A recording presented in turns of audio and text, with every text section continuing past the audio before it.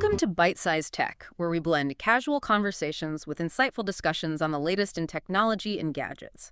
We've got a fascinating exploration for you today, packed with insights on everything from the AI shaping our online lives to the hottest new devices hitting the market, and even a peek at some celestial wonders. You've sent us a stack of sources, and we're ready to unpack them. It's quite a collection, truly. We'll be connecting the dots between the invisible algorithms shaping your social media, the shiny new hardware you might be eyeing, and some really thought-provoking societal impacts. This isn't just about what's new, it's about what these developments mean for you. Absolutely. Let's dive right into something that's practically inescapable these days. AI everywhere. Is it a helpful hand or, a hidden hazard? It's clear that generative AI has sometimes subtly infiltrated nearly every part of our online lives. We're talking Meta's AI chatbot integrated into Instagram and Facebook search, Grok on X, and AI video generation features popping up on Snapchat, YouTube, and TikTok. It's really pervasive, isn't it? It really is. And beyond just the user-facing features, AI is becoming, well, an indispensable professional tool, especially for social media managers. A recent global survey from Metricool found that a staggering 96% of social media managers are now using AI tools, with nearly three-quarters tapping into them daily. Wow, 96%. That's almost everyone in the field. So what are they actually using it for? Are we talking about like entire campaigns being handed over to AI? Not quite entire campaigns, but it's heavily involved in the foundational work. The primary applications are content idea generation, which 78% use it for. Then 72% are using AI to write posts, captions, and copy. And another 68% adapt existing text for different tones or channels. Think of professional photographer Gisela Arbelaez. She uses AI for spotless grammar in her English posts, which is crucial for her global audience. Right. Or marketing firm Plural Agency, which reported AI freed up mental space for creativity by streamlining those mundane, repetitive processes. So it's essentially acting as a super-powered intern, as social media expert Matt Navarro puts it, speeding up workflows, automating those tedious tasks. That must be a huge relief for social media professionals who often feel stretched thin and can face serious burnout. This really positions AI as a force multiplier for productivity. That's a great way to put it. However, if we consider the full picture, there's a significant flip side to this widespread AI adoption, the risks and concerns. A major worry, cited by 45% of those Metricool respondents, is AI slop. AI slop. Yeah, it's this mass-produced, junky, sort of superficial content that's starting to clog up the web and social media feeds, making it harder for quality stuff to stand out. Okay, I think we've all experienced that moment, scrolling through feeds and feeling like you're drowning in just generic low-quality content. Does this AI slop just make that worse? Or does it genuinely threaten, the credibility of what we see? Oh, it absolutely does. Beyond just the quantity, there are quality issues like chatbots hallucinating, making up false information, or replicating biases present in their training data. And then there's a significant risk of reputational harm and backlash for brands. Generative AI is still pretty controversial, right? Concerns about job security, legal issues, ethical considerations, even environmental impact. An important detail is that not all platforms require AI content labels, and even subtle, undisclosed AI usage can really upset users if they find out. It sounds like social media professionals are really walking a tightrope, trying to find that right balance. They need to know where to draw the line before AI starts encroaching on human creativity, strategic thinking, decision-making, and, sensitive communications. As Matt Navarro wisely put it, AI might be the intern, but it shouldn't be the creative director. Precisely. Social media has always been about connection, right? And I think AI can master the media part, the efficient content generation and distribution. But the social part, the trust, the humor, the empathy, the genuine human touch, that's still entirely within our realm. Brands that truly get that distinction will be the ones that build lasting relationships. That point about the human element is crucial. Now let's pivot from social media feeds to something perhaps even more critical, AI's darker side in browsing and personal data security. What Guardio, a cybersecurity firm, uncovered in their report on AI browsers like Perplexity's Comet is genuinely alarming. It really highlights a fundamental vulnerability. Guardio's findings show that AI browsers, they inherit AI's built-in weaknesses, a tendency to act without full context, to trust too easily, and to execute instructions without the skepticism humans naturally apply. It's almost like a digital trust fall where the AI doesn't know it's being tricked, That sounds like a recipe for disaster. What happened when they put it to the test? So it just filled in personal info. Pretty much. They gave Comet a simple task. Buy an Apple Watch. and they directed it to a fake Walmart web shop they'd created. Despite obvious red flags indicating the site wasn't legit, Comet not only added the watch to the cart, but then automatically autofilled personal and financial information and completed the transaction without seeking confirmation in most cases. Wow. And it gets worse.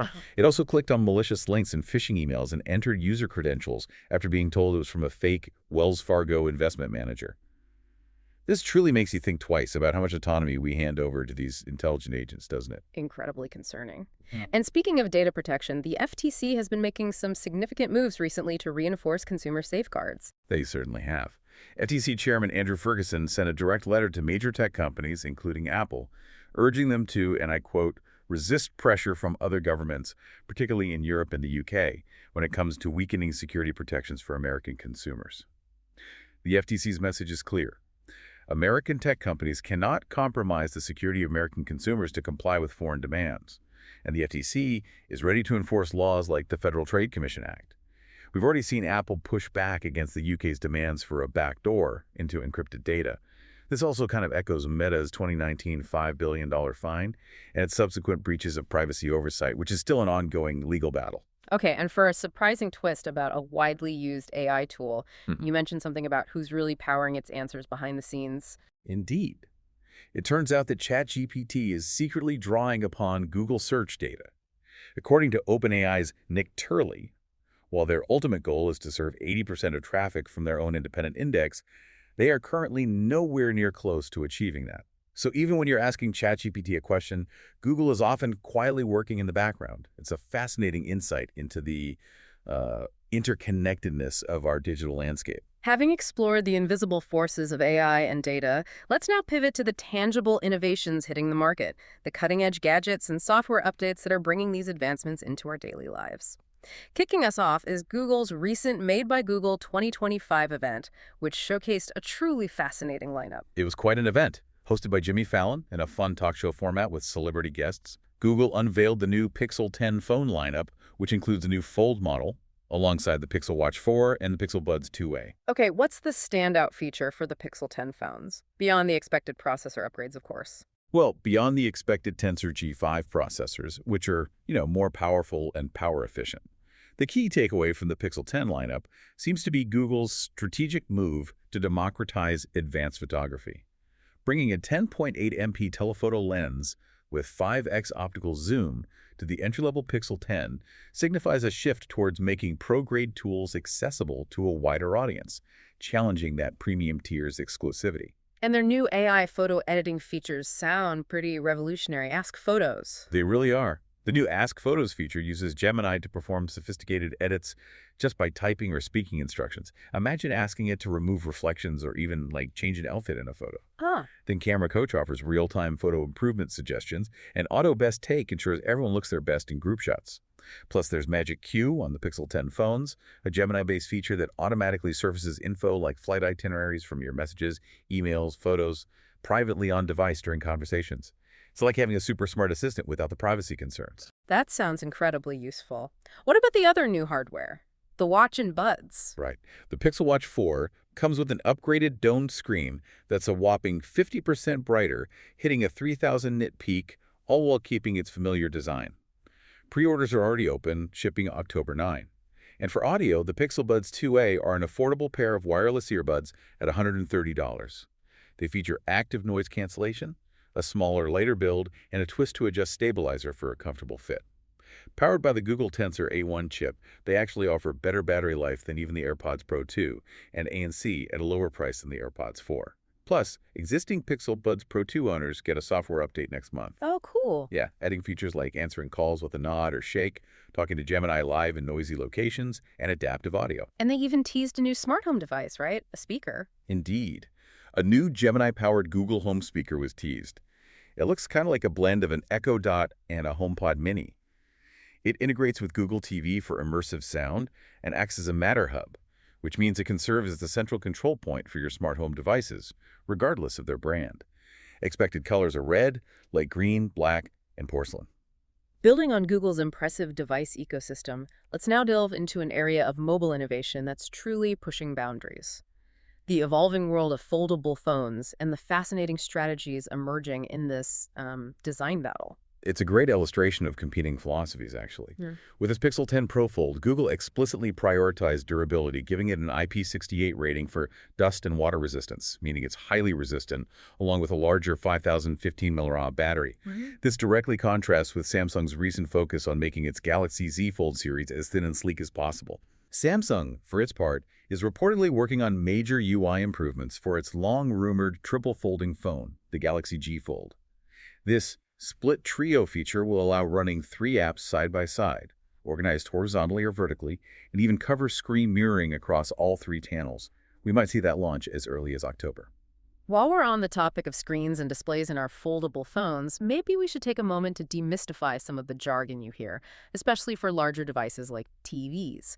Let's tackle the QLED versus LED debate. Sure, it's an interesting one because both QLED and traditional LED TVs are actually types of LCDs, just using different LED backlights. Yeah. QLED typically employs quantum dots to produce brighter, more vibrant, and realistic colors. However, QLED itself is fundamentally a marketing term and doesn't always guarantee that quantum dots are present.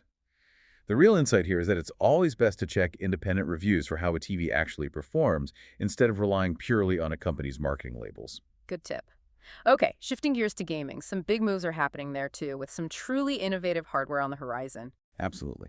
The Absolute 3D One, a collaboration between Intel and Tencent, is this gigantic handheld gaming PC. It has an 11-inch auto-stereoscopic 3D screen that's glasses-free 3D, which is really something for a handheld and detachable controllers. Powered by an Intel Lunar Lake chip, it's optimized for 50 top Steam games. It also features new twin touchpads and drift-resistant Hall effect joysticks, which are known for their precision and longevity, avoiding those common drift issues. Then there's speculation that the next Apple TV 4K might get an upgraded A17 Pro chip, specifically the 6-core GPU from the iPhone 15 Pro, positioning it as a potential true gaming console. You could also see an Apple-made chip for faster Wi-Fi and Bluetooth.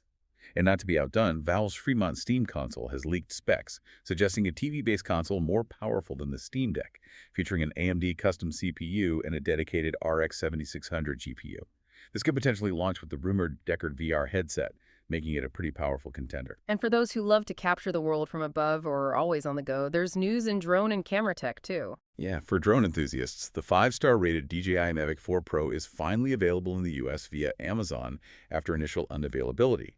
It's highly praised for its 6K 60 fps video, a stunning 100MP Hasselblad camera, outstanding stabilization, and it's apparently remarkably easy to use. DJI has also launched its first 360 camera, the Osmo 360, which is shaping up to be a tough competitor to the Insta360 X5. It offers impressive 8K 50p recording, 110 minutes of battery life at 8K 30p, and crucially, compatibility with existing DJI Osmo Action batteries and mics. However, it does have some noted flaws, like weaker audio, no wired mic support, and non-user replaceable lenses, meaning you'd have to send it to DJI for repair. Right, okay. Beyond the shiny new hardware, even our everyday digital interactions are getting some welcome quality of life upgrades. Indeed. Android is rolling out an undo send feature for RCS messaging, finally giving Android users a capability similar to iMessage's ability to unsend texts, a long-awaited convenience, I think. Oh. And Microsoft's Windows 11 is testing a new feature that lets you resume using your Android apps right on your PC, starting with Spotify, which is quite similar to Apple's handoff feature, making transitions between devices much smoother. So what does this all mean for us? Let's talk about the human side of all this tech, starting with something everyone can relate to: music. We've been asking AI what makes a song catchy and comparing its lists to human DJs. This is a really fun comparison. ChatGPT suggests a catchy song has repeated choruses and hooks, simple melodies, and a strong beat, along with being easy to sing along to. Pretty analytical, right? Yeah. But human DJs bring a completely different, often deeper perspective. Mark Pomeroy, with 35 years of experience, emphasizes emotional connection and beats per minute. Sloan Lee, an Atlanta-based DJ, notes the influence of social media trends, like TikTok sparking a comeback for Fleetwood Mac's Dreams, but also highlights songs that are consistently requested over decades. And what songs made the cut? Did AI and humans agree on anything? Any overlap? There was some overlap. The Spice Girls' Wannabe topped a 2014 study and appeared on AI lists, as did Lou Bega's Mambo No. 5 and Survivor's Eye of the Tiger. AI lists also included classics like YMCA, Dancing Queen, Billie Jean, and Girls Just Want to Have Fun. Human DJs, on the other hand, often champion Van Morrison's Brown-Eyed Girl, Kool and the Gang's Celebration, and Bon Jovi's Livin' on a Prayer, which, interestingly, also showed up on some AI lists. It really brings home that while AI can dissect patterns and suggest popular choices, that's something extra that makes a song truly connect and get people dancing, that emotional resonance that's still fundamentally human. AI can analyze, but can it feel? That's a great question, and this blend of human and AI influence, or rather the clash between technology and human experience, extends into broader societal and regulatory landscapes. Bluesky, for example, recently blocked access from Mississippi IP addresses. Wait, block the whole state? The whole state, yeah. It was due to a new state law, HB 1126, requiring age verification and parental consent for underage users. Bluesky cited the significant resources required for implementation and the broad scope and privacy implications for its small team, highlighting the burden placed on platforms. This happened despite the Supreme Court's unexplained decision, allowing the law to go into effect, raising First Amendment concerns. Wow, that's a huge, almost unprecedented move for a social media platform. And shifting from social platforms to big business and government, there's news about the U.S. government taking a stake in Intel. Yes, the U.S. government is acquiring a 10% passive stake in Intel, totaling $8.9 billion, mostly from CHIPS Act grants. This is intended to stabilize the company for chip production here in the U.S., reflecting a strategic effort to boost domestic manufacturing.